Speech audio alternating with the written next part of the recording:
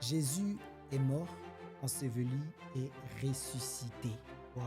Paul dira dans 1 Corinthiens 15, le verset 14, que si Christ n'est pas ressuscité, notre foi est vaine. C'est important de comprendre. L'évangile, c'est la mort et la résurrection de Jésus-Christ. Quand on parle de l'œuvre de la croix, on inclut la mort et la résurrection de Jésus-Christ. Oui.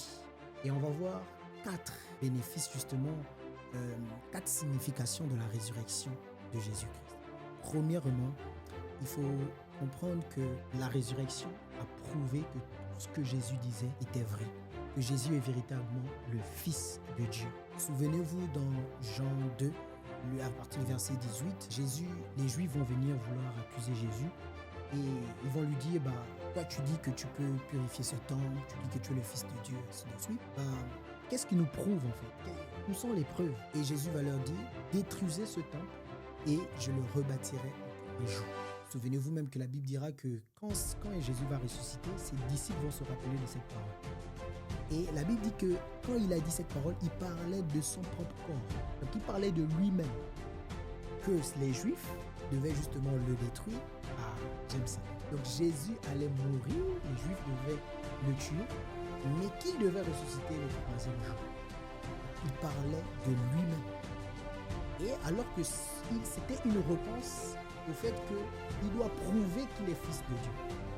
Donc si Jésus accomplit cette parole, c'est qu'il est véritablement Fils de Dieu. Et quand il est ressuscité, nous avons la preuve qu'il est véritable. On savait déjà qu'il était Fils de Dieu, pour ce qu'il faisait. Mais pour ceux qui doutaient, par la résurrection de Jésus, Dieu a testé que Jésus est véritablement son Fils. C'est ce que Paul nous dit dans Romains 1, le verset 4, que Jésus a été déclaré Fils de Dieu. Voilà, par l'Esprit éternel, tout ça. Par la résurrection. Jésus a été déclaré Fils de Dieu par sa résurrection. C'est très important de comprendre que Dieu, en ressuscitant Jésus, a confirmé que tout ce que Jésus disait, ce n'était pas du mensonge, c'était vrai. Vous voyez?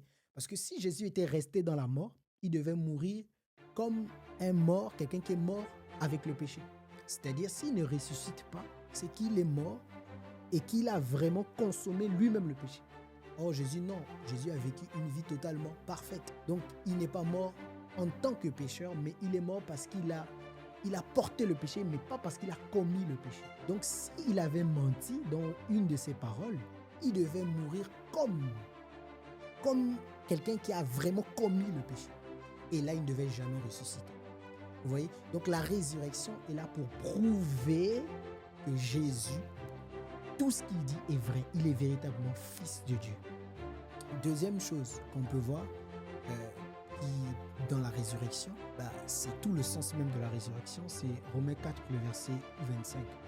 Paul nous dit que Jésus a été livré pour nos péchés et il a été ressuscité pour notre justification. Waouh! C'est magnifique de le comprendre. Il a été ressuscité pour notre justification. Ça veut dire quoi? Ça veut dire que la résurrection, c'est la preuve que Dieu a accepté le sacrifice.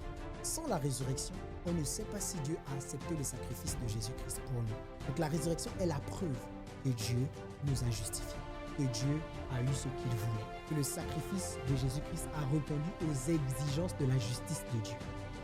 Donc la résurrection, c'est la preuve que la mort de Jésus-Christ peut nous servir à être pardonnés, peut nous servir à avoir la victoire sur le péché. Sans la résurrection, nous n'avons pas cette preuve. Voilà pourquoi il était capital que Jésus-Christ meure et ressuscite. Très important de comprendre. Et troisièmement, la résurrection, c'est ce qui nous permet aujourd'hui de pouvoir avoir une nouvelle vie, une nouvelle espérance. C'est ce que Paul dira dans Romains, le verset 4. Que Jésus étant ressuscité, marchons maintenant en nouveauté de vie. Vous voyez? Donc, parce que Jésus a été ressuscité par qui? Par quoi? Jésus a été ressuscité par Dieu au moyen du Saint-Esprit. Dieu, il utilise le Saint-Esprit. Donc, c'est le Saint-Esprit qui est venu, qui ressuscitait Jésus-Christ. Waouh, waouh, waouh. Et donc, voilà pourquoi aujourd'hui, nous, on peut marcher en nouveauté de vie par le Saint-Esprit. Vous voyez? Voilà pourquoi quelqu'un ne peut pas marcher en nouveauté de vie sans le Saint-Esprit. Parce que on marche en nouveauté de vie par la résurrection. Or, la résurrection s'est faite par le Saint-Esprit. C'est le Saint-Esprit qui va nous permettre d'obéir à Dieu. Waouh! Donc voilà encore un troisième bénéfice de la résurrection qui est important à comprendre. Et bon, je prends un quatrième pour finir. Quatrième bénéfice de la résurrection, c'est simple. C'est la victoire sur la mort physique. Waouh! Jésus, en ressuscitant, nous a prouvé qu'il a la victoire sur la mort. Et qu'aujourd'hui, celui qui croit en Jésus-Christ a aussi la victoire sur la mort. Waouh! C'est important, c'est capital. Jean 11, le verset 25, Jésus va dire « Je suis la résurrection et la vie. Celui qui croit en moi vivra même lorsqu'il sera mort. » Waouh! Donc, Jésus a eu la victoire sur la mort. Voilà pourquoi quand il reviendra, nous, les saints vont ressusciter avec des corps glorieux. Nous avons cette espérance-là avec Jésus-Christ. Et comment même déjà cela a pu se faire? Vous voyez, en fait, quand Jésus est mort, il faut comprendre qu'il est allé jusqu'en enfer. Donc, il allait juste bien même dans la mort. Et la mort, en fait, voilà pourquoi on a vu dans les vidéos précédentes que c'était un piège pour le diable, en fait, la croix. C'était un piège pour le diable. C'est-à-dire que c'est ça, en fait, Genèse 3, le verset 15. C'est-à-dire que tu vas blesser le Messie au talon et lui, il va t'écraser la tête. C'est-à-dire que quand Jésus arrive dans la mort se rend compte que celui qui est là, c'est pas comme les autres morts qui viennent, où eux, ils ont un lien avec nous. C'est-à-dire ils ont le péché en eux. Voici, voici la beauté de l'évangile. C'est que Jésus n'a pas eu le péché en lui. Il n'a jamais commis le péché. Le péché n'a pas eu de lien direct avec Jésus. Jésus a porté le péché. Il a eu le péché sur lui, mais pas en lui. Il n'avait pas la nature de péché. Non. C'était pas en lui. C'était sur lui. Donc quand il vient dans la mort, mais le diable, qui est justement le chef de la mort, il se rend compte que mais celui qui est là, il n'a pas de lien direct avec nous. Lui, il a le péché sur lui, mais il n'a pas le péché en lui. Donc il ne peut pas retenir. Voilà pourquoi Pierre dit, la mort n'a pu le retenir. Donc la mort ne peut pas le retenir, parce que la mort n'a pas de lien avec lui directement. Tu vois? Et c'est comme ça que Jésus, du coup, sort de la mort. Il récupère les clés de la mort et du séjour des morts. Waouh! Et maintenant, aujourd'hui, c'est Jésus qui est capable de mettre des gens dans le séjour des morts et de ne pas mettre certains. Aujourd'hui, les clés de la mort sont maintenant avec Jésus-Christ.